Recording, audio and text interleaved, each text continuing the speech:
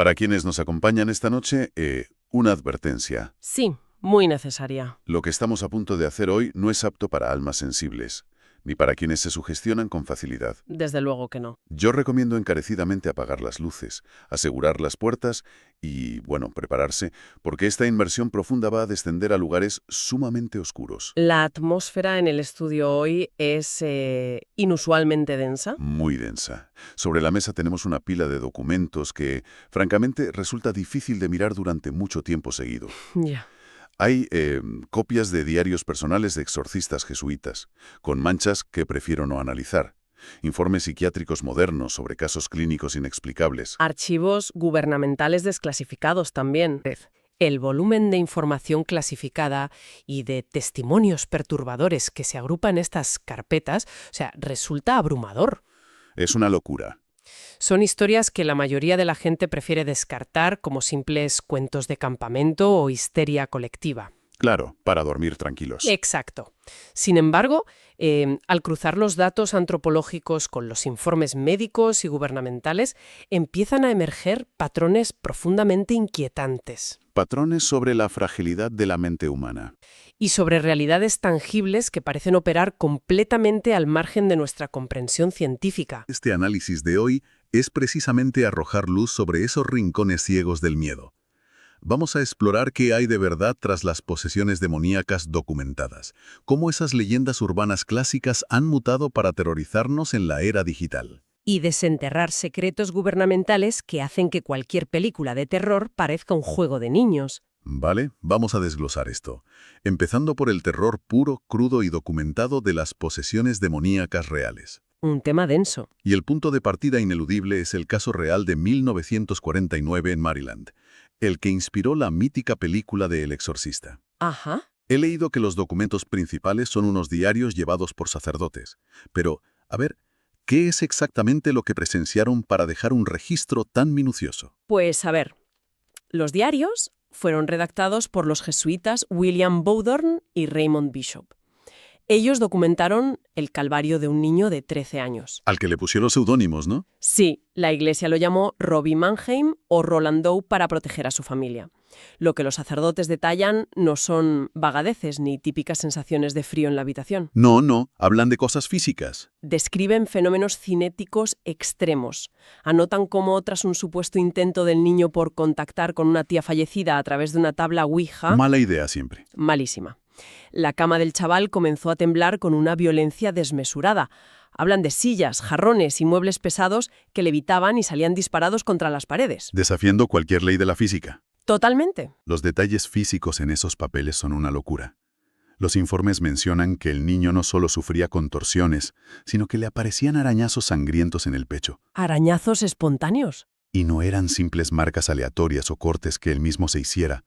Las garras invisibles literalmente escribían palabras legibles y mensajes en su propia piel. Es espeluznante. Y tengo entendido que el proceso para intentar detener todo esto no fue precisamente rápido. Fue una auténtica agonía que se prolongó durante 30 exhaustivas sesiones de exorcismo. 30 noches. Madre mía. 30 noches donde el padre Bowdern relata tener que traducir sus oraciones mentales del inglés al latín en tiempo real. ¿Por qué en tiempo real? Porque la entidad que habitaba al niño solo respondía a las provocaciones en un latín perfecto, lanzando maldiciones, escupitajos y demostrando una fuerza bruta imposible para un niño de esa complexión. Uf. Al final, los propios sacerdotes juraron no hablar jamás del tema en público, aterrorizados por las posibles repercusiones de lo que habían conjurado. Lo que me vuela la cabeza es pensar que esto ocurrió a mediados del siglo XX. Pero el terror a la posesión tiene raíces mucho más antiguas. Muchísimo más. Parece que hay un hilo conductor que nos lleva directamente a la Francia del siglo XVII. Sí, nos lleva al célebre caso de las monjas ursulinas de Loudun en 1634. Un caso histórico brutal. Una epidemia de histeria demoníaca colectiva en un convento. La hermana Juana de los Ángeles y otras monjas comenzaron a sufrir convulsiones y contorsiones prodigiosas, afirmando a gritos estar poseídas por una legión de demonios. Exacto, nombrando específicamente a entidades como Asmodeo y Leviatán. Tela. Pero lo verdaderamente terrorífico de Loudun no fue solo la manifestación de lo paranormal, sino cómo se instrumentalizó el terror. Aquí entra la política. Durante los exorcismos públicos, las supuestas entidades demoníacas acusaron al sacerdote local, Urbain Grandier, de haber firmado un pacto de sangre para hechizarlas. Y Grandier no era un don nadie. No, era un hombre con muchos enemigos políticos. Y esta acusación demoníaca encajaba perfectamente con los intereses de la Inquisición de la época. Claro, les vino al pelo. A pesar de jurar su inocencia, fue torturado de manera salvaje y quemado vivo. La lección histórica aquí es cómo el miedo a lo invisible se convierte en un arma de destrucción letal en manos del poder. Uno podría pensar fácilmente que esos horrores de Laudun se explican por la ignorancia o el fanatismo de la época. Es lo fácil, sí. Pero lo que verdaderamente hiela la sangre es cuando avanzamos hasta el presente y vemos a la ciencia médica moderna enfrentándose a los mismos abismos. Totalmente de acuerdo. Los documentos sobre la mesa incluyen los informes del Dr. Richard Gallagher, un psiquiatra, psicoanalista, profesor de una prestigiosa universidad médica en Nueva York. Un hombre de ciencia absoluto. Con un currículum intachable. Y sin embargo se dedica a evaluar pacientes para la red de exorcistas. Lo fascinante aquí es el rigor empírico que Gallagher aplica a lo inexplicable. Él pasa la inmensa mayoría de su tiempo profesional convenciendo a sacerdotes y familias de que las personas que le llevan no están poseídas. Sino que sufren enfermedades reales. Exacto, que sufren esquizofrenia, trastornos de personalidad o delirios. Actúa como un filtro hipercrítico. Lo cual le da credibilidad. Muchísima. Es precisamente ese escepticismo profesional lo que da tanto peso a su conclusión final. Tras décadas de evaluaciones, Gallagher afirma categóricamente que la posesión diabólica real, aunque extremadamente rara, existe. En sus informes documenta cosas que destrozan los manuales de psiquiatría. Describe a personas con un nivel cultural básico que de repente empiezan a despotricar en un latín impecable. ¿O en griego antiguo? Y luego está lo que él llama el conocimiento oculto. Se refiere a la clarividencia destructiva. Pacientes que durante un episodio revelan secretos íntimos, oscuros y vergonzosos de los médicos o sacerdotes presentes en la sala. Información que sería humanamente imposible que conoceran. Imposible. A esto se suma la fuerza preternatural. Gallagher documentó el caso de una mujer menuda de apenas 45 kilos que arrojó por los aires a un religioso de casi 100 kilos. Estampándolo contra la pared, qué salvajada. O el famoso caso de su paciente llamada Julia, que además de hablar lenguas muertas, levitaba sobre la camilla de la clínica. Es que te deja sin palabras. Los propios colegas del psiquiatra reportaron sufrir fenómenos tipo poltergeist en sus propias casas tras intentar tratar a estos pacientes. Como si una inteligencia maliciosa los hubiera seguido a casa. Te hace cuestionar absolutamente todo. Desde luego. Cuando profesionales médicos de ese calibre reconocen la existencia de depredadores invisibles y de un mal consciente y tangible, la sensación de vulnerabilidad es total. Es un terror profundo. Y creo que es precisamente ese terror paralizante a lo invisible, a lo que no podemos controlar, lo que empuja a la mente humana a intentar darle forma. A crear un rostro para el miedo. Si no podemos entender a un demonio invisible, inventamos monstruos tangibles que podamos esquivar. Es el caldo de cultivo perfecto para el folclore del terror que inunda nuestras calles. El folclore urbano es una respuesta directa a las ansiedades de la época. Cada generación moldea sus propios monstruos basándose en sus miedos más profundos. Pensemos en el mito global de la chica de la curva. Un clásico absoluto. La historia de un conductor solitario en una noche oscura, que recoge a una joven vestida de blanco, solo para que ella le advierta de una curva peligrosa diciendo: «Ahí me maté yo antes de desvanecerse en el aire». Es una historia que se cuenta en todos los rincones del mundo con ligeras variaciones. Canaliza ese miedo primario a la muerte inesperada, la culpa de sobrevivir y sobre todo el pánico a las nuevas infraestructuras y a la soledad de las carreteras modernas. Así es. Pero si queremos sumergirnos en un nivel de crudeza macabra y suspenso absoluto, los informes antropológicos sobre el terror japonés son una parada obligatoria. No tienen ningún tipo de piedad. Los japoneses llevan el terror a otro nivel. El folclore nipón contemporáneo refleja una sociedad sometida a una presión extrema. Tomemos el caso de Teke Teke. Ese me da una grima terrible. Normal. La leyenda narra la historia de una joven estudiante que, tras sufrir un acoso escolar brutal, cae a las vías del tren, siendo partida por la mitad. ¡Qué horror! Su fantasma vengativo carece de la mitad inferior de su cuerpo, y se dice que se arrastra a una velocidad vertiginosa apoyándose sobre sus codos y manos. El nombre viene del sonido, ¿verdad? Sí. El nombre de la leyenda proviene del espeluznante sonido de castañeo que hace al acercarse. Teque, teque, teque. Pone los pelos de punta. Quien tiene la desgracia de cruzarse con ella por la noche termina cortado por la mitad con unas garras parecidas a guadañas. Imaginar ese sonido acercándose en la oscuridad es aterrador. Y la otra figura que persigue las pesadillas en Japón es Kuchisake Onna, la mujer de la boca cortada. Otra leyenda brutal. Un fantasma que deambula por callejones oscuros llevando una mascarilla quirúrgica. Se acerca a la gente y hace una pregunta muy simple. ¿Soy hermosa? Una trampa mortal. Si la respuesta es sí, se arranca la mascarilla revelando un rostro horriblemente mutilado, con una sonrisa cortada de oreja a oreja, y vuelve a preguntar. ¿Y ahora? ¿Y si gritas o dices que no? Si la víctima grita o responde que no, ella utiliza unas tijeras de podar para mutilarle el rostro y dejarla exactamente igual que ella. Si conectamos esto con el panorama general, se hace evidente que estas leyendas no son meros cuentos de fantasmas. Tienen un trasfondo psicológico fuerte. Son mecanismos de control social y espejos de traumas culturales. Teke Teke es una oscura y violenta advertencia sobre las consecuencias letales del acoso escolar. Y sobre la fría indiferencia de las grandes urbes. Exacto, ciudades japonesas donde los suicidios en las vías del tren son una tragedia recurrente. Y en el caso de la mujer de la boca cortada. Kuchisake Onna encarna la inmensa presión estética que recae sobre las mujeres y el terror a la violencia doméstica.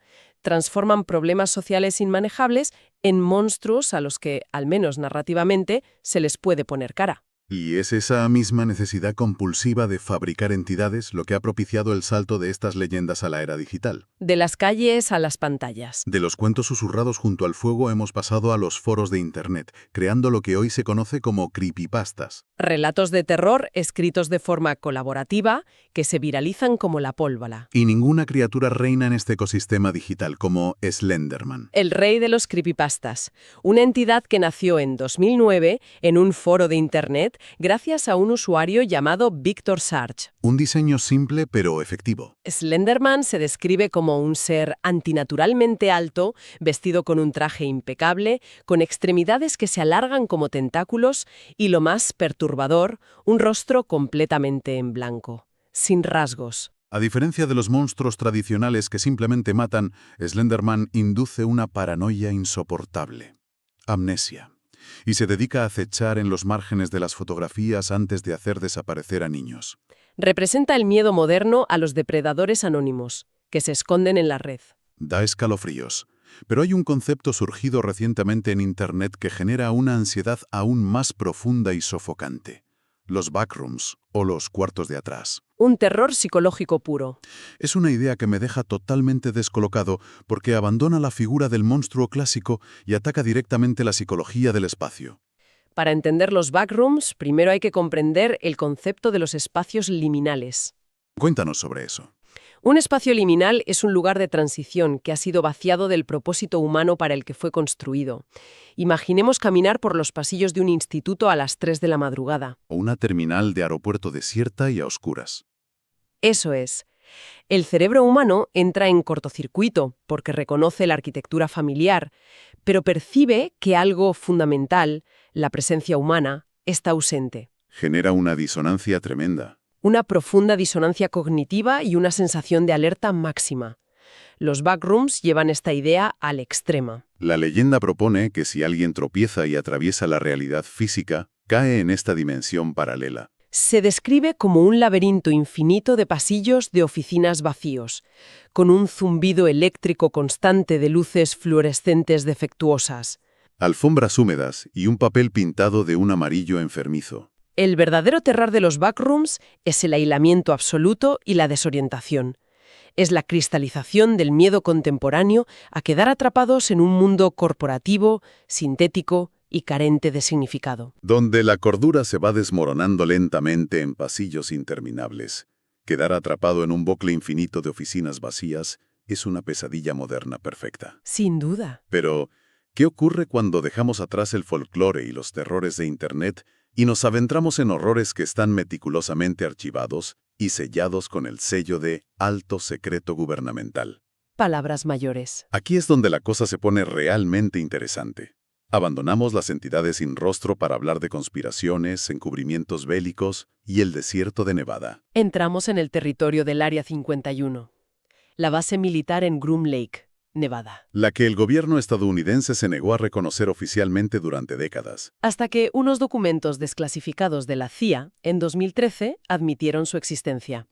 La cultura popular la ha convertido en el santuario definitivo de los secretos alienígenas. El lugar donde se guardan naves estrelladas y se realizan autopsias a seres de otros mundos. Una mitología que se disparó, por supuesto, tras el incidente de Roswell en 1947. Una mitología protegida por figuras que también se han vuelto legendarias, los hombres de negro. Y no me refiero a la versión cómica y amable de las películas de Will Smith, sino a los relatos originales de los años 50. Relatos muy oscuros. Todo parece arrancar con Albert K. Bender, un investigador que fundó una de las primeras agrupaciones civiles para el estudio de los platillos volantes. Sí, y que cerró de golpe. De la noche a la mañana cerró su agrupación sin dar motivos. Tiempo después, relató haber recibido la visita en su propia casa de 3 hombres con una palidez sepulcral, vestidos con impecables trajes oscuros y sombreros. Que lo amenazaron de forma velada para que detuviera todas sus investigaciones inmediatamente. El folclore ufológico los ha descrito como agentes despiadados de una organización en la sombra. O incluso como seres no humanos que utilizan la intimidación psicológica extrema y el borrado de memoria para silenciar a los testigos. Operan como el mecanismo de defensa de la conspiración extraterrestre. Sin embargo, la verdadera razón de este nivel de secretismo y terror psicológico en torno a la ufología podría estar ocultando un abismo de crueldad estrictamente humana.